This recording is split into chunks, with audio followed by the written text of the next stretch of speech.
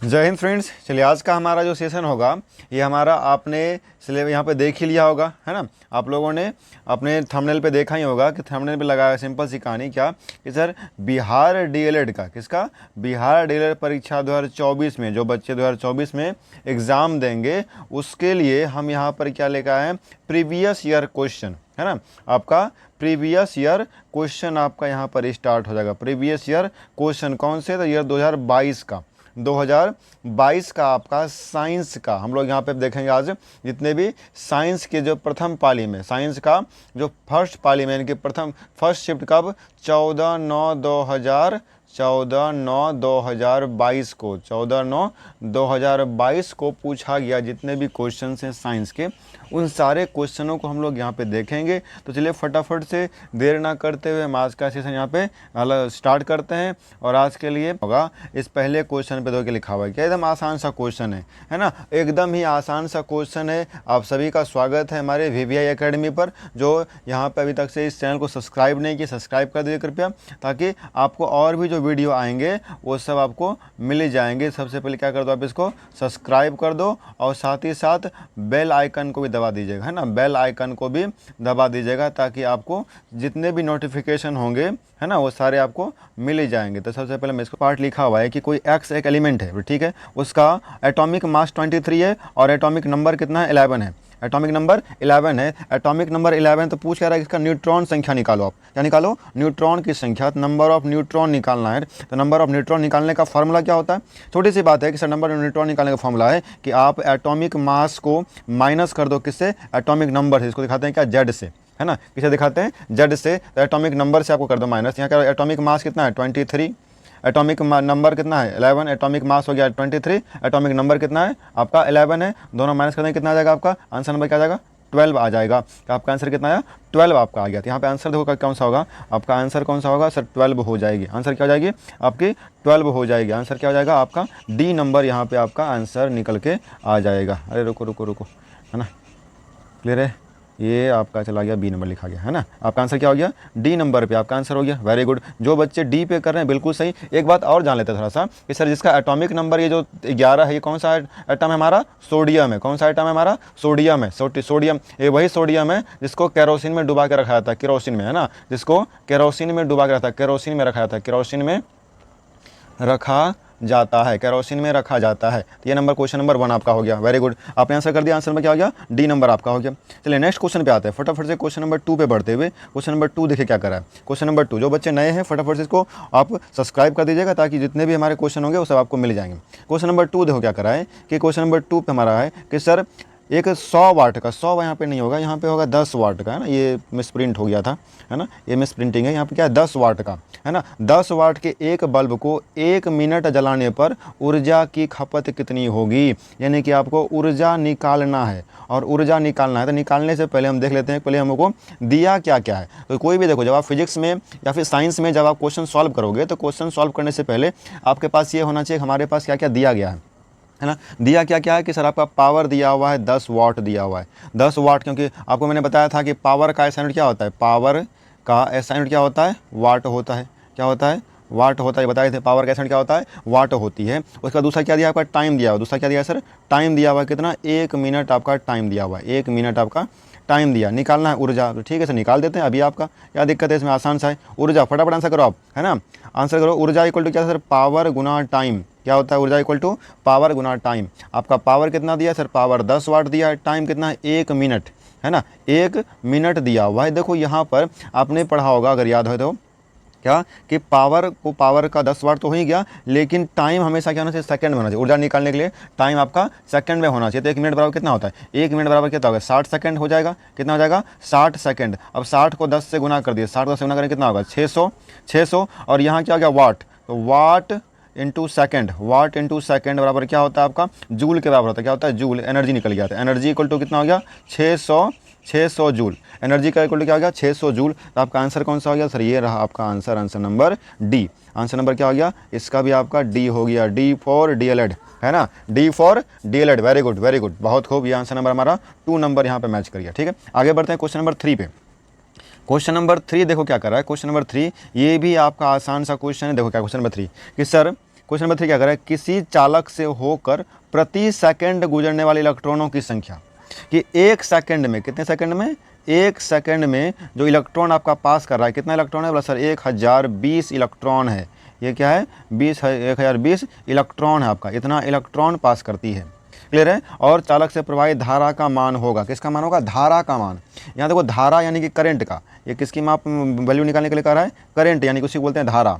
Clear है। तो धारा का फॉर्मूला आपको पता होगा कि सर धारा का एक फॉर्मूला आता है कि Q बराबर क्या होता है, IT, है ना। Q बराबर क्या होगा हमारा, है ना, IT होता है। तो यहाँ से I निकाल लेंगे तो I बराबर क्या होगा, Q/T।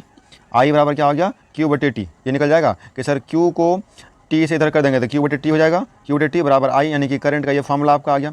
करंट का ये फॉर्मूला, इसी फॉर्मूला को यहाँ पे लगा देंगे, है ना। इसको मैं क्लियर कर देता हूँ, फिर से बनाता हूँ। ये फॉर्मूला क्या हमारा आ गया, I बराबर Q/T। ठीक है, देखो क्या लिखा है कि sir I equal to Q/T, Q/T, है ना, Q/T। बस सर Q मांग रहा है, यहाँ Q तो हमारे पास है ही नहीं, यहाँ तो सिर्फ लिखा है इलेक्ट्रॉनों की संख्या, और इलेक्ट्रॉनों की संख्या तो वो निकल लो ना आप। ठीक है, अभी कर देते हैं। Q इक्वल टू, एक और फॉर्मूला होता है कि NE, है ना, Q इक्वल टू NE। तो क्या होगा, Q की जगह NE अब बटे T। N क्या हो गया, नंबर ऑफ इलेक्ट्रॉन। N बराबर क्या हो गया, इलेक्ट्रॉन। N बराबर क्या हो गया, नंबर ऑफ इलेक्ट्रॉन आपकी हो गई। तो यहाँ देखो नंबर ऑफ इलेक्ट्रॉन कितना है सर, 1020। फिर E का वैल्यू कितना होता है, इस E का वैल्यू आपको पता होना चाहिए 1.6 इंटू 10⁻⁻19 कूलम्ब बटे टाइम कितना है, प्रति सेकंड यानी कि 1 सेकंड, यानी क्या हो गया, 1 प्रति सेकंड आपका। अब इसको दे कटा दीजिए, यहाँ से पॉइंट हटेगा तो पॉइंट के बदले नीचे 10 आएगा, ये 0 और ये 0 कट गया, बच गया कितना कि सर 102 गुना 16 गुना 10⁻⁻19 कूलम्ब हो गया। अब 102 को आप 16 से गुना करो, 16 दूना 32 का 2, है ना, 16 का 3 16, और फिर 16 32, है ना, गुना 10⁻⁻19 कूलम्ब। क्या आंसर इतना है ना, नहीं है तो रुक जाओ, एक पॉइंट और कर देते हैं। इसको क्या करो, इस 19 को नीचे कर लो, है ना, इसको मैं हटा दो, थोड़ा सा मिटा देता हूँ, फिर आपको नया अलग से बना दूंगा, है ना। ये तो यहाँ तो क्लियर हो गया ना, यहाँ तक क्लियर हो गया। अगर दिक्कत हो तो इसको आप स्क्रीनशॉट ले लो एक बार, है ना, इसको आप स्क्रीनशॉट ले लो, फिर आगे बढ़ते हैं। तो आगे देखो क्या कर रहा है, अभी हमने निकाला कि सर, अभी हमने किया कि 1632 गुना 10⁻⁻19 कूलम्ब। ठीक है, ये हमने नहीं, कूलम्ब तो नहीं हो जाएगा, अब क्या हो जाएगा यहाँ पे आपका कर एम्पियर हो जाएगा, है ना। धारा पे क्या होता है, एम्पियर पे मापा जाता है, धारा एम्पियर में मापा जाता है। तो ये यहाँ पे हट करके क्या आ जाएगा आपका, एम्पियर आ जाएगा। तो ये कितना एम्पियर आपका, इतना एम्पियर, इसको बदलना है आपको, यहाँ पे आंसर लाना है। तो इसको क्या करें, इस ऊपर पावर -19 है ना, इसमें से क्या करते हैं 1632 लेने देते हैं, गुना 10⁻⁻17 कर देते हैं। 2 जीरो को, यहाँ 19 जीरो था ना, 2 जीरो को नीचे लेके आ गए, 2 जीरो को नीचे लेके आ गए। तो अब देखो क्या होगा, इस 100 को इससे भाग दे देंगे, कितना आएगा 16.32 गुना 10⁻⁻17 एम्पियर, -17 एम्पियर। ये वाली पार्ट हो जाएगी। तो आपका आंसर क्या हो गया, आंसर नंबर यहाँ पे आंसर नंबर डी बन के आ गया। जो बच्चे डी कर रहे हैं वो बिल्कुल ही सही आंसर कर रहे हैं, डी नंबर बिल्कुल सही आंसर, है ना। ये सारे फॉर्मूले आपको मैंने यहाँ पे लिखा दिया, सारा फॉर्मूला कौन सा था, फॉर्मूला एक बार फिर देख रहे हैं कि सर Q इक्वल टू हमारा क्या था, Q equal to plus minus n एक फॉर्मूला होता है, और सर हमारा क्या होता है, Q इक्वल टू IT होता है, Q equal to IT, Q और Q क्या है, चार्ज है, और I बराबर इससे क्या निकल गया कि सर Q/T, ये हमारा फॉर्मूला हो गया।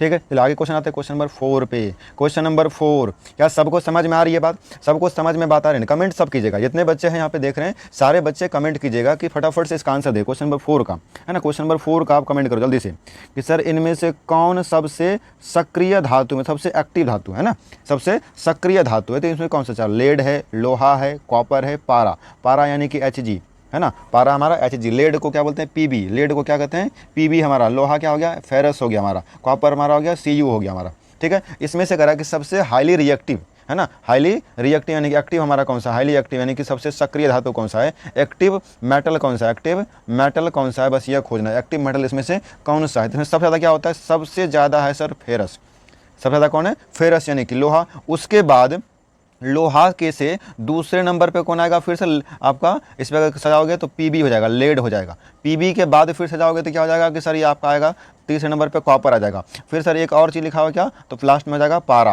है ना, जिसको मरकरी बोलते हैं। तो आपका देखो सबसे फर्स्ट में कौन आ रहा है, सबसे फर्स्ट में इसमें से कौन सा आ रहा है, तो यहाँ देखो आप, है ना, क्या है सबसे सक्रिय धातु कौन सा हमारा हो जाएगा, आयरन हो जाएगा। क्या हो जाएगा, आयरन को बोलते हैं फेरस, है ना, ये लोहा लिखा हुआ है ना, ये आयरन, इसी को बोलते हैं आयरन हमारा लोहा। ठीक है, हमारा आंसर कौन सा बन के आ गया, वेरी गुड, लोहा फेरस। इसका एटॉमिक नंबर कितना होता है, फटाफट कमेंट बताओ, एटॉमिक नंबर कितना होता है फेरस का, 26 जी, 26, एटॉमिक नंबर कितना, 26, वेरी गुड। चलिए आगे आते हैं क्वेश्चन नंबर 5 में। Now come to the next question, question number 5। Question number 5 देखो, बहुत ही बेहतरीन सा क्वेश्चन ये है ना। ये बायोलॉजी का है आपका, बायोलॉजी का आपका जंतु विज्ञान पर है ना, बायोलॉजी का आपका जो आपका जंतु विज्ञान या फिर क्लासिफिकेशन में पढ़ोगे वहाँ पर लिखा है कि वर्गीकरण के वैज्ञानिक आधार का प्रयास करने वाला पहला व्यक्ति कौन था, है ना। वर्गीकरण का यानी किसका, क्लासिफिकेशन का वर्गीकरण चैप्टर आपका किसमें आता है, ये क्लासिफिकेशन चैप्टर है। इस चैप्टर में क्लासिफिकेशन क्या कराए कि वैज्ञानिक आधार का प्रयास यानी कि साइंटिफिक मेथड का प्रयास सबसे पहले कौन से व्यक्ति ने किया। क्या वो लीनियस ने किया? लीनियस ने भी किया था, लेकिन ये पहला व्यक्ति नहीं था। लीनियस ने भी किया है, इन्होंने भी अपना पार्टिसिपेट किया, इन्होंने वर्गीकृत किया है। विटेकर, इन्होंने भी 5 पार्ट में डिवाइड किया। विटेकर ने कितने पार्ट में डिवाइड किया है? 5 पार्ट में, है ना, जिसमें आपका था प्रोटिस्टा, मोनेरा, है ना, फंजाई, प्लांटी और एनिमेलिया, है ना। ये 5 थे आपके, क्लियर है। Protista, Monera, fungi, Plantae, animalia, ये 5 थे। इसके बाद यहाँ जो आपका आंसर हो जाएगा वो क्या हो जाएगा, अरस्तु, है ना। यहाँ क्या हो जाएगा, ये अरस्तु साहब ने क्या किया कि सबसे पहले जो पार्ट हमारा दिया, किसने दिया हमारा, या सबसे पहले हमारा किसने दिया, अरस्तु साहब ने। क्या आंसर हो गया, सी नंबर हो गया, है ना। यहाँ देखो उल्टा हो गया, ये बी था, ये सी नंबर, क्लियर है। सी नंबर आपका यहाँ पे आंसर हो जाएगा। आंसर नंबर क्या हो जाएगा, सी नंबर के। अरस्तु साहब ने सबसे पहला व्यक्ति कौन था, तो अरस्तु था, ठीक है। चलिए आगे, ये देखो ये जो बी नंबर विटेकर है ना, इसको भी याद रखो आप, इसको भी याद रखना है कि क्या होता है, प्रोटिस्टा, है ना, प्रोटिस्टा था। दूसरा क्या था हमारा, मोनेरा, है ना, क्या था हमारा, मोनेरा। तीसरा कौन था हमारा, फंजाई, इसको बोलते हैं कवक, है ना, फंजाई। चौथा कौन सा हमारा था, प्लांटी यानी कि पादप। 5वां हमारा कौन था, एनिमल यानी कि जंतु, और जंतु जगत अलग से ही पढ़ते हैं हम लोग, है ना। आगे देखते हैं, चलिए क्वेश्चन नंबर 6 पे आते हैं। अब आते हैं क्वेश्चन नंबर 6 पे। ये क्वेश्चन नंबर 6 क्या कर रहा है, ये रहा क्वेश्चन नंबर 6। ये भी आसान सा क्वेश्चन है, ये आपका फिजिक्स का क्वेश्चन है। अवतल लेंस यानी कि चैप्टर कौन सा है, लाइट चैप्टर से, है ना। लाइट चैप्टर फिजिक्स से आता है। लाइट चैप्टर मैंने पढ़ा दिया है, जो नहीं पढ़ पाए हैं, है ना, वो जाके देख लीजिएगा, है ना। इस लेंस के बारे में मैंने पढ़ाया वहाँ पे, तो लाइट चैप्टर हम लोग इसको पढ़ लिए, है ना। आगे देखते हैं क्या, अवतल लेंस का आवर्धन यानी कि मैग्निफिसेंट बराबर होगा किसका, कि m बराबर क्या होता है, फॉर्मूला बताना आपको कि सर ये m का फॉर्मूला क्या होता है ना। ये m का फॉर्मूला क्या होता है, बस यह बताना है कि m का क्या हो गया, m बराबर क्या हो गया, आवर्धन। ये क्या हो गया हमारा, आवर्धन, ऊपर लिखा हुआ भी है मैग्निफिसेंट कि सर आवर्धन बराबर क्या होगा, तो इसका फॉर्मूला होता है क्या, v/u। v क्या है सर, तो v हमारा क्या है, इमेज डिस्टेंस। क्या है, इमेज डिस्टेंस यानी कि प्रतिबिंब की दूरी, इमेज दूरी, है ना, इमेज यानी प्रतिबिंब दूरी। और नीचे कितना हो जाएगा सर, ये u क्या है, u हमारा है वस्तु की दूरी। क्या है, वस्तु यानी कि ऑब्जेक्ट दूरी, वस्तु दूरी, है ना। इसको क्या करते हैं, v/u से दिखाते हैं। v/u देखो कहाँ लिखा आपका, v/u प्लस सर ये तो लिखा है v/u, u/v मत लगा दीजिएगा, ये इस वाले पे मत लगा देना, है ना। ये u भी नहीं होगा, ये अल्ट्रा वाले ड्रेस नहीं, u प्लस भी नहीं होगा, क्या होगा, v/u, v/u। डी नंबर आपका आंसर हो गया, डी फॉर DLED, है ना। फटाफट सब के सब जितने बच्चे हैं इस सेशन को सब्सक्राइब करें, लाइक करें और शेयर भी कर दीजिएगा, है ना। लाइक और शेयर तो रुकना ही नहीं चाहिए, है ना। सारे बच्चे इस चैनल को लाइक कर दीजिएगा और प्लस शेयर भी कर दीजिए ताकि और भी बच्चे इसको देख सके, ठीक है। चलिए अगले क्वेश्चन पे आते हैं, क्वेश्चन नंबर 7 पे। क्वेश्चन नंबर 7 देखो फटाफट बच्चों, इसको देखो क्या कर रहा है। क्वेश्चन नंबर 7 पे ये आपका जो सीरीज हम करा रहे हैं, ये आपका DLED का, किसका, DLED आपका 2024 में, है ना। 2024 में जो एग्ज़ाम देंगे उन सारे बच्चों के लिए, किसके लिए, उन सारे बच्चों के लिए हमारा यह है कि DLED आपका 2024 में जो दोगे एग्ज़ाम, उसके 2022 का पूछा गया क्वेश्चन है। ये प्रीवियस ईयर क्वेश्चन यानी कि PYQ है। ये मत बोले सर इतना आसान क्वेश्चन पूछता है, बाबू ये क्वेश्चन पूछा हुआ है। ये जितने क्वेश्चन है ये सब क्या है, पूछा हुआ क्वेश्चन। कब, 2022 में, जब 14/9/2022 को एग्जाम हुआ था उसमें ये क्वेश्चन पूछा गया है ना। तो चलो फटाफट से इसी के साथ क्वेश्चन नंबर 7 को देखते हैं। क्या कर रहा है कि सर अगर एक बीकर में समान मात्रा में तेल, पानी और मरकरी को उड़ेला जाए, है ना। जब एक बीकर में समान मात्रा में तेल, पानी और मरकरी, क्या दिए, तेल को, पानी को और फिर मरकरी को Hg लिख सकते हैं, नहीं चलो मरकरी लिख देते हैं, नहीं तो बोलोगे सॉरी तो कन्फ्यूज कर दिया हमको, है ना। तेल, पानी और मरकरी को मिला दिए, मिक्स कर दिए, तो व्यवस्थित होने के उपरांत बीकर में नीचे से ऊपर की ओर क्रम बताए। यानी कि अगर ये बीकर हमारा बना हुआ है, इस बीकर में तेल को लिख दे T, P को लिख दे, पानी को लिख दे P और मरकरी लिख दे M, है ना। तो बताइए कि इसमें जो 3 लेयर बनेगा हमारा, उस 3 लेयर पे कौन कौन सा लेयर नीचे से आना आपको, है ना। कह रहा है नीचे से ऊपर की ओर का क्रम बताइए, कौन कौन से क्रम में वह बन के तैयार होगा। तो सबसे ज़्यादा जिसका डेंसिटी होगा वह क्या होगा, नीचे बैठेगा। जिसका सबसे कम डेंसिटी होगा तैरेगा। जैसे तेल देखो, तेल का डेंसिटी कम होता है तो वो ऊपर तैरता है। आप पेट्रोल अगर पानी में फेंक दोगे तो पानी के ऊपर तैरेगा, इसका मतलब इसके नीचे जस्ट पानी होगा हमारा। है ना। और सबसे नीचे क्या भारी है, मरकरी क्या हमारा भारी हो गया, मरकरी क्यों मेटल है हमारा, ये तो इस पानी है, तेल है, ये पानी है, ये मरकरी क्या है मेटल है हमारा, धातु है, ये क्या हमारा धातु है, तो भारी होगा ना, तो ये सबसे नीचे बैठेगा, है ना। तो ये क्या हो गया मरकरी पानी तेल, मरकरी पानी तेल, है ना। इस तरह से बैठ जाएगा कि सर ये 1 नंबर हो गया, ये 2 नंबर पे आ गया, ये 3 नंबर सबसे ऊपर चला गया, क्योंकि करा कि नीचे से ऊपर आने के लिए ना। तो देखो मरकरी पानी तेल कहाँ लिखा हुआ है, मरकरी पानी तेल, सर ये रहा आपका answer, answer number B. Very good, B for Baahubali, है ना। समझे मेरे बाहुबली सब बुतरू लोग, है ना, समझ गए आप लोग ना, वेरी वेरी गुड, है ना, बी फॉर बुतरू। चलिए आते हैं क्वेश्चन नंबर 8 पे, क्वेश्चन नंबर 8 पे आते हैं। क्वेश्चन नंबर 8 बहुत ही बेहतरीन सा सेशन हमारा ये होगा, है ना। फटाफट जितने बच्चे हैं सब के सब इस सेशन को लाइक कर दीजिए और शेयर कर दीजिए, तो फटाफट से एक बार। चलिए क्वेश्चन नंबर 8 पे देखते हैं क्या कि सर किसी गतिमान वस्तु के लिए विस्थापन और दूरी का अनुपात क्या होगा। अरे वाह, सबसे पहले जानते हैं सर ये विस्थापन जिसको क्या बोलते हैं, डिस्प्लेसमेंट, डिस्प्लेसमेंट, वेरी गुड। आगे क्या है सर, डिस्टेंस, दूरी, डिस्टेंस। इन दोनों को देखते हुए होता क्या है, जैसे मान लो कि कोई बच्चा यहाँ से चलना शुरू किया और वो इस तरह से ऐसे चल करके यहाँ पहुँच गया, है ना, यहाँ पे पहुँच गया, ठीक। अब क्या करेगा कि ये जो पूरा इस तरह से ऐसे घूम करके ये पूरा एरिया, चलो ये आगे थोड़ा यहाँ ला देते हैं तो बताने बढ़िया रहेगा। यहाँ तक जो आया है तो यहाँ तक आने में यहाँ से चलना शुरू किया और यहाँ तक आने का जो पूरा ये रास्ता तय किया है, ये जो पूरा पाथ है, ये जो पूरा रास्ता है, इस पाथ को क्या कहेंगे, दूरी कहेंगे। और वही यहाँ से लेकर के अब डिस्प्लेसमेंट जाएगा तो ये करेगा भाई उतना कौन घूमने जाता है, हम उतना नहीं जाएंगे सर, तब बोले हम सर सीधे घुस जाएंगे इधर से, है ना। सबसे नज़दीकी दूरी होगा, बोले सर किसी के घर के घुस जाएगा, बोले कोई बात नहीं चलेगा, हमको बस सबसे नज़दीक वाला दूरी चाहिए, है ना, सबसे नज़दीक वाला दूरी। तो यह क्या कहलाएगा, यह कहलाएगा आपका डिस्प्लेसमेंट, है ना। सबसे नज़दीकी दूरी क्या कहते हैं, डिस्प्लेसमेंट कहते हैं। तो अब देखो यहाँ पे जो हमारा ऑप्शन पूछ रहा है, ऑप्शन में क्या कर रहा है कि सर कि विस्थापन और दूरी का अनुपात क्या होगा। तो ऊपर विस्थापन लिख देते हैं और उसके नीचे लिख देते हैं क्या, दूरी। बोले सर इसका हमेशा जो आपका रेशियो आएगा, ये रेशियो किसके बराबर आएगा, रेशियो हमारा किसके बराबर आएगा। बोले सर रेशियो जब भी आएगा ग्रेटर लेस देन और इक्वल टू 1, है ना, लेस देन और इक्वल टू 1 आपका हो जाएगा। बात समझाई, लेस देन और इक्वल टू 1 की ये जो हमारा है यह 1 से छोटा हो सकता है या इक्वल टू हो सकता है, उससे बड़ा नहीं हो सकता, है ना। जब भी होगा 1 से छोटा हो सकता है या फिर उसके बराबर हो सकती है, 1 से छोटा या फिर उससे बराबर हो सकता है ना। तो यह हमारा क्या होगा, सिंपल सी बात है कि छोटी सी कहानी। सर यह आंसर क्या हो गया, आंसर नंबर आपका आंसर नंबर सी हो जाएगा सर, 1 से कम या 1 के बराबर, 1 से कम ही होगा या फिर 1 के बराबर हो सकती है। आंसर नंबर क्या हो गया आपका, आंसर नंबर सी हो जाएगा, सी, है ना। आंसर नंबर क्या हो गया, सी नंबर, ठीक है। चलो क्वेश्चन नंबर 8 पे आते हैं। क्वेश्चन नंबर 8 देखो, हर क्वेश्चन का बाय रीजन जानना, आपको सिर्फ याद नहीं करना कहाँ से इससे होता है, रीजन जानना आखिर क्यों हो रहा है उसके पीछे।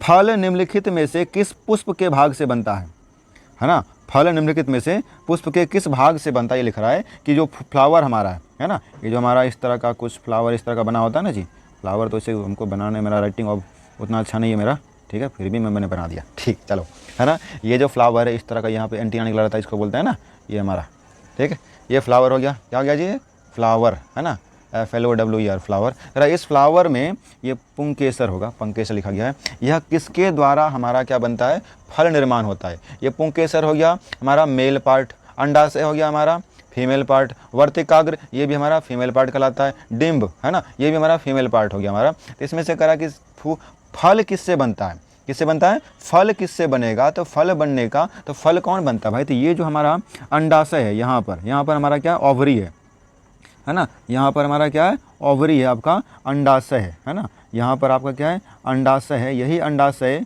ग्रो होकर के फिर बाद में क्या बनता है, तो आपका क्या बनता है, तो आपका सिंपल से फल बन जाता है, क्या बन जाता है, फल बन जाता है। तो आपका आंसर क्या हो गया, आंसर नंबर सी हो गया, ठीक है। चलो अगले क्वेश्चन पे आते हैं, क्वेश्चन नंबर 9 पे। क्वेश्चन नंबर 9 तो क्या करा है, क्वेश्चन नंबर 9 को, है ना, क्वेश्चन नंबर 9 केमिस्ट्री का, chemistry, welcome to the world of chemistry. निम्नलिखित में से कौन सा बुझा हुआ चूना है। ओ ये तो फार्मूला पूछ रहा है बच्चा से, ये सिर्फ क्या है, फार्मूला पूछ रहा है, बुझा हुआ चूना पूछ रहा है, बुझा हुआ चूना, इसको बोलते हैं अंग्रेजी में स्लैग्ड लाइम, है ना, क्या कहते हैं, स्लैग्ड लाइम, क्या कहते हैं इसको, स्लैग्ड लाइम कहते हैं। तो यहाँ देखो पहले क्या लिखा, CaO calcium oxide, calcium oxide को बोलते हैं क्विक लाइम, क्या कहते हैं इसको, क्विक लाइम। ये क्या आ गया हमारा, क्विक लाइम। हमको क्या खोजना है, स्लैग्ड लाइम खोजना है। तो ये जो CaOH है ना, कैल्शियम हाइड्रोक्साइड, ये आपका क्या है, ये आपका स्लैग्ड लाइम है, ये क्या आपका स्लैग्ड लाइम, जिसको हिंदी में क्या कहते हैं, बुझा हुआ चूना, है ना, क्या कहेंगे, बुझा हुआ चूना। प्लस अच्छा ठीक है, ये बताओ सर कैल्शियम कार्बोनेट, ये बता दीजिए आप, है ना, इतना बता ही दियो। तो कैल्शियम कार्बोनेट, ये जो आपका यह संगमरमर है, यह क्या है, संगमरमर, क्या है, संगमरमर, संगमरमर है हमारा ये। और ये हमारा क्या है, ये तो कैल्शियम है सर जी, ये तो कैल्शियम, जिसका एटॉमिक नंबर कितना होता है, 20 होता है। ठीक है, तो आपका आंसर क्या हो गया, हमारा आंसर नंबर बी पे आ गया। आंसर नंबर क्या हो गया आपका, आंसर नंबर बी आपका कि सर CaOH का होल 2, ये क्या आपका स्लग्ड लाइम यानी बुझा हुआ चूना है। ठीक है, चलो क्वेश्चन नंबर, तो ये सारी चीज़ याद रखना आपको, जितने भी पॉइंट है, चाहे CaO कभी ये पूछ देगा उसको याद रखना, CaCO3 क्या होता है वो भी याद रखना, ये कैल्शियम तो आसान है। अगला क्वेश्चन, क्वेश्चन नंबर 11, चिपको आंदोलन का मुख्य उद्देश्य क्या है ना, क्लियर है, चिपको आंदोलन का मुख्य उद्देश्य क्या है। ये तो आसान सा है कि सर चिपको आंदोलन जो हमारा है, यह यहाँ पे दिख रहा है क्या, किसी से चिपकने की बात कर रहा है। तो सर किससे चिपकने का, तो पेड़ से चिपकने का, किससे चिपकने का, पेड़ से चिपकने का, है ना, ये पेड़ से चिपकने की कहानी की बात कर रहा है, पेड़ से चिपकने का। किसने चलाया था, तो सुंदर लाल बहुगुणा ने।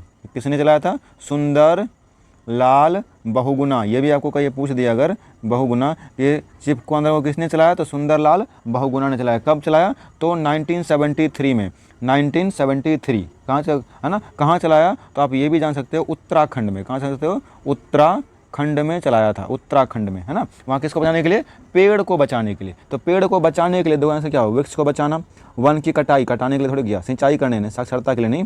आपका आंसर क्या हो जाएगा, पेड़ को बचाने के लिए। देखो क्वेश्चन हमारा, तो यहाँ पे आंसर लिखिए, मैं चाहता था एक बार लगा देता, लेकिन आपको पूरा फुल डिटेल में चाहिए, है ना, फुल कॉन्सेप्ट के साथ, फुल कॉन्सेप्ट जितने भी कहें आपके फुल कॉन्सेप्ट होने चाहिए कि इस तरह के कोई भी क्वेश्चन, चाहे वो पेड़ चिपकने वाला हो, सुंदर बहुगुणा ने किया 1973 में किया, कहाँ पे किया, उत्तराखंड में किया, तो ये सारी बातें आपको पता होना चाहिए। ठीक है, आगे देखें, ये हमारा जान सकते हो अहिंसा विद्रोह था, अहिंसक आंदोलन था हमारा, कोई किसी तरह का हिंसा का नहीं, बस पेड़ को बचाना है तो हम अहिंसक विद्रोह का करेंगे। फिर तो क्या है, एमीटर का प्रतिरोध होता है ना, एमीटर का प्रतिरोध होता है ना, एमीटर का। तो ये एमीटर आपको पता होना चाहिए कि एमीटर हमारा किसका है, सर एमीटर में क्या मापते हैं, बस एमीटर से धारा मापते हैं, धारा यानी कि बिजली, धारा मापते हैं, क्या मापते हैं, धारा मापते हैं। और ये धारा मापने का जो हमारा होगा, इसका प्रतिरोध अगर कुछ भी होगा तो ये फिर बताया कैसे, है ना, अगर प्रतिरोध कुछ ऊपर नीचे करेगा, ज़्यादा होगा, तो फिर मापेगा कैसे कि स्मॉल से स्मॉल करंट को मापना है इसको ना, छोटा से छोटा करंट को, बहुत ही छोटा सा छोटा करंट को मापना है, तो इसका प्रतिरोध क्या होता है, प्रतिरोध क्या होना चाहिए, सब बहुत ही कम होना चाहिए। तो बहुत ही कम क्या क्या हो जाएगा आपका, बहुत ही छोटा, है ना, क्या हो जाएगा, बहुत ही छोटा हो जाएगा, एकदम बिल्कुल जीरो के बराबर, जीरो से कुछ पार्ट अगर हो होगा, है ना। तो ये आपकी आंसर हो जाएगी। और एक बात याद जान लो, प्रतिरोध का SI यूनिट क्या होता है, ओम, क्या होता है यह SI यूनिट, प्रतिरोध का SI यूनिट क्या हो गया, ओम हो गया, प्रतिरोध का SI यूनिट क्या हो गया आपका, ओम हो गया। ठीक है, ये भी याद रखना, प्रतिरोध का SI यूनिट ओम हो गया। ठीक है, अरे रे रे रे रे, एक मिनट, है ना, हाँ जी, ठीक है, प्रतिरोध का SI यूनिट क्या हो गया, ओम हो गया आपका। इसका आंसर क्या हो गया सर, इसका आंसर आपका बहुत ही छोटा हो गया। ठीक है, आगे बढ़ते हैं, नेक्स्ट क्वेश्चन, क्वेश्चन नंबर 13 पे, क्वेश्चन नंबर 13 पे देखो क्या कर रहा है, क्वेश्चन नंबर 13, क्वेश्चन नंबर 13 कि सर एथेनोइक एसिड का जलीय विलयन क्या कहलाता है, किसका, एथेनोइक एसिड का, है ना, ये जो आपका है कह रहा है कि इस एथेनोइक एसिड का जलीय विलयन क्या कहलाता है ना, एथेनोइक एसिड का जलीय विलयन क्या कहलाता है, बस यह बताएं, क्या फेलिंग विलयन है वो, टॉलरेंस रिएजेंट है, सिरका है, या इनमें से कोई नहीं है। एथेनोइक एसिड का जलीय विलयन जो है वह कहलाता है क्या, हमारा सिरका कहलाता है ना। और इसी सिरके में कितना हमारा, तो 6 से 7% है ना, 6 से 7% क्या है आपका एथेनोइक एसिड मिलाया होता है ना, एथेनोइक एसिड मिलाया जाता है, एथेनोइक एसिड मिलाया जाएगा। अगर इस एथेनोइक एसिड का फार्मूला पूछा जाए तो क्या होगा सर, CH3COOH, ये क्या दिखाया, हमारा कार्बोक्सिलिक एसिड से मिला हुआ बना हुआ, है ना। ये लास्ट में जो लगा हुआ ना ओइक एसिड, यहाँ देख लो ना, एथेनोइक, ओइक एसिड किसके लिए लगता है, कार्बोक्सिलिक एसिड के लिए, बॉन्ड COOH, ये क्या हो गया, कार्बोक्सिलिक एसिड हुआ, इसे क्या आता है, ओइक वर्ड लास्ट में आता है, क्या आता है, ओइक, जिसमें ये लगा होगा ना, ये वर्ड जो लगा होगा उसके लास्ट में ओइक आएगा ही आएगा, है ना, ये आपको याद रखना है। ठीक है, यहाँ पे हो गया। और सिरका का यूज क्या करते हैं, सिरका का यूज हम जो अचार को बचाने के लिए करते हैं ना, अचार में, है ना, अचार के लिए यूज करते हैं इसको, अचार को बचाने के लिए, यानी कि फूड को बचाने के सिंपल करते हो भोजन को बचाने के लिए। आगे देखते हैं क्वेश्चन नंबर 14, क्वेश्चन नंबर 14 तो क्या करा है कि सर ये वाला क्वेश्चन तो बताओ, तो फटाफट से, एकदम आसान से क्वेश्चन है, फटाफट बता दो कि फलों के पकने के लिए निम्नलिखित में से कौन पादप हार्मोन उत्तरदायी है। इसमें से कौन सा पादप हार्मोन क्या हो, एथिलीन है, जिब्रेलिन है, ऑक्सिन है, साइटोकाइनिन है। ये जितने भी आपको नाम दिखे ये सारे के सारे क्या पादप हार्मोन है ना, ये सारे के सारे क्या है पादप हार्मोन आपका। और इसमें से पूछ किसको रहा है कि सर आप बता दो कि कौन सा हार्मोन है वह फलों के पकने के लिए उत्तरदायी है। तो फलों के पकने के लिए कौन है, तो एथिलीन है। कौन सा हमारा, ये एथिलीन जो है यह फलों के पकने के लिए रिस्पॉन्सिबल है। ये क्या है, फलों के पकने के लिए हमारा है। साथ ही साथ फलों के पकने के साथ साथ क्या होता है, यह हमारा जो फल क्या होगा, यानी कि जो रंग होगा, जो रंग होगा उस रंग को भी प्रोवाइड कौन कराता है, या एथिलीन ही कराता है। उसके बाद फिर फल पकाएगा, क्या फल का पकाना ये सारे काम इसी का काम है। ठीक है, आगे बढ़ते हैं क्वेश्चन नंबर 15 पे। क्वेश्चन नंबर 15 फटाफट जितने बच्चे हैं यहाँ पे जो सब्सक्राइब नहीं किए अभी तक से सब्सक्राइब कर दीजिएगा और सेशन को पूरा देखिए, है ना। ये सारा सेशन आपके लिए वेरी वेरी इंपॉर्टेंट है, बहुत ही इंपॉर्टेंट, क्योंकि प्रीवियस ईयर क्वेश्चन जो आपका है आपके एग्जाम में लगभग 20 से 25% एग्जाम का जो क्वेश्चन होगा ना वो आपका PYQ से पूछ दिया जाता है, प्रीवियस ईयर क्वेश्चन से पूछ दिया जाता है ना। तो इन सारे क्वेश्चनों को दिक्कत ना हो आपको, इसलिए सब क्वेश्चन को ध्यान से समझिएगा और पढ़िए, आंसर दीजिएगा। चलिए बताइए क्या है कि सर मिट्टी का घर गर्मियों के मौसम में ठंडा तथा जाड़े के मौसम में गर्म होता है, क्यों? क्योंकि मिट्टी ऊष्मा का डैश है। मिट्टी ऊष्मा का क्या है, सुचालक है, कुचालक है, अर्धचालक है, अतिचालक है। इसमें से बता दो कौन सा आपका है ना, कि कौन सा है कि सर मिट्टी हमारा बता, सिंपल से बताओ भाई, ये जो हमारा मिट्टी महाराज है ये सॉइल जो है, ये सॉइल हीट का कैसा है, हीट हमारा इसमें जो होगा हीट का क्या है, सुचालक है, कुचालक है ना। आपको ही पता होगा कि सर ये तो हमारा पता है पहले से कि हमारा एक कुचालक है, ये क्या है, इंसुलेटर है ना। और इंसुलेटर होने की वजह से क्या होता है, ये मिट्टी का घर जो है गर्मियों के मौसम में ठंडा तथा जाड़े के मौसम में गर्म हो जाता है। ये सारी बातें आपको, ये भी क्वेश्चन भी आपको याद रखना है ना, सिर्फ क्वेश्चन को भी अगर याद रहो कि हम जानते हैं कि मिट्टी ऊष्मा का कुचालक है। मिट्टी अगर ऊष्मा का कुचालक है तो इसकी वजह से क्या हो सकता है, सर मिट्टी का घर गर्मी के मौसम में ठंडा हो जाएगा तथा जाड़े के मौसम में गर्म हो जाएगी। ठीक है, चलो आते हैं क्वेश्चन नंबर 16 पे। क्वेश्चन नंबर 16 तो क्या कर रहा है, क्वेश्चन नंबर 16 फटाफट बताइए क्या होगा कि सर निम्नलिखित में से कौन संयोजित टीका है जो बच्चों को डिप्थीरिया, काली खांसी और टिटनस के बचाव के लिए आता है। डिप्थीरिया का डी है ना, और उसके बाद फिर टिटनस का है ना टी, क्लियर है। और हमारा क्या होता है, एक हमारा जो एक काली खांसी है, इस काली खांसी को क्या होता है, पर्ट्यूसिस, मतलब पी क्या होगा, DPT है ना, डिप्थीरिया, पर्ट्यूसिस, टिटनस, ये तीनों नाम याद रखना है आपको। Diphtheria, pertussis, tetanus, diphtheria, pertussis, tetanus, इन तीनों को मिला के टीका का नाम क्या बनता है, ये चंदन टीका नहीं, ये सिर में लगा के घूम रहे हैं, है ना। ये बच्चों को दिया जाता है ताकि डिप्थीरिया, काली खांसी और हमारा टिटनस बच्चों को नहीं हो। तो आंसर नंबर क्या हो गया आपका, ए नंबर आपका करेक्ट आंसर हो गया। ठीक है, आगे देखें HIV का टीका, ये तो HIV एड्स का वायरस का हमारा हो गया, जिसके लिए हमारा क्या होता है, एलिसा चेक करते हैं, एलिसा जांच करते हैं, ये बता दिया था आपको हम। आगे देखते हैं क्वेश्चन नंबर 17 पे। क्वेश्चन नंबर 17 है ना, क्वेश्चन नंबर 17 कि माइटोकॉन्ड्रिया की संख्या अधिक होगी किसमें माइटोकॉन्ड्रिया की संख्या। तो माइटोकॉन्ड्रिया में क्या होता है सर जी, पहले जान लेते हैं। सर माइटोकॉन्ड्रिया में हमारा क्या होता है, श्वसन होता है। क्या होता है, श्वसन होता है, ऊर्जा का निर्माण होता है, ऊर्जा निर्माण होगा, इसीलिए इसे क्या कहते हैं, ऊर्जा गृह कहा जाता है, ऊर्जा गृह कहा जाता है ना। ये बातें आपको रखना है माइटोकॉन्ड्रिया के लिए याद है, क्लियर है। इसी में श्वसन होगा, इसको क्या कहेंगे, ऊर्जा गृह कहेंगे, ऊर्जा का निर्माण होगा यहाँ पे, और ये ऊर्जा गृह कहलाएगा। इसमें सबसे ज़्यादा अधिक किसमें होगा, अंकुरित बीज में होगा, सुप्त बीज में तो नहीं हो सकता। सूखा बीज तो पहले बेचारा सूख गया है, तो बचा कौन सा आपका, एक ठोक सर अंकुरित बीज, यही तो एक ठो अंक है जो काफ़ी पावरफुल है, इसमें श्वसन अभी वेरी फास्ट होगा, है ना। तो आंसर नंबर क्या हो गया आपका, ए नंबर आपका करेक्ट आंसर हो गया। ठीक है, आगे देखते हैं माइटोकॉन्ड्रिया के बारे में, ये बातें आपको याद रखना है, तीनों बातें। आगे देखते हैं क्वेश्चन नंबर 18 पे। क्वेश्चन नंबर 18 देखो, क्वेश्चन नंबर 18 क्या कर रहा है कि सर आलू में अगेती झुलसा, अर्ली ब्लाइट रोग किसके द्वारा होता है ना। अर्ली ब्लाइट जो हमारी बीमारी होती है यह किसके वजह से होता है ना। ये जो हमारा होगा एक फंगस से होती है ना, एक फंगस, क्लियर है। किससे होगा ये बीमारी, किससे होगी, एक फंगस से होती है। किससे होती है, फंगस में। किस में होती है, तो आलुओं में, है ना, आलुओं में होता है, किसके थ्रू, तो फंगस से होती है। कौन सी बीमारी, अगेती झुलसा, है ना। ये अर्ली ब्लाइट नाम का जो बीमारी है यह किसकी वजह से, अल्टरनेरिया सोलोनी से होती है, सोलानी से। फाइटोरा इन्फेस्टस से होता है, या सिनकाइट्रियम बायोटिकम से होती है, या फिर फिथियम एफिनिडेर्माटम से होता है। देखो इतना हार्ड नाम याद रखना है नहीं, याद रखना, छोटा सा नाम याद रखना है क्या कि सर अल्टरनेरिया सोलानी, है ना, अल्टरनेरिया सोलानी, ये जो आपका है इसी के द्वारा हमारा वो क्या एक फंगस है जिससे हमारा क्या होता है, यह बीमारी होती है। क्या होता है, यह बीमारी होती है। बात समझ आई, है ना।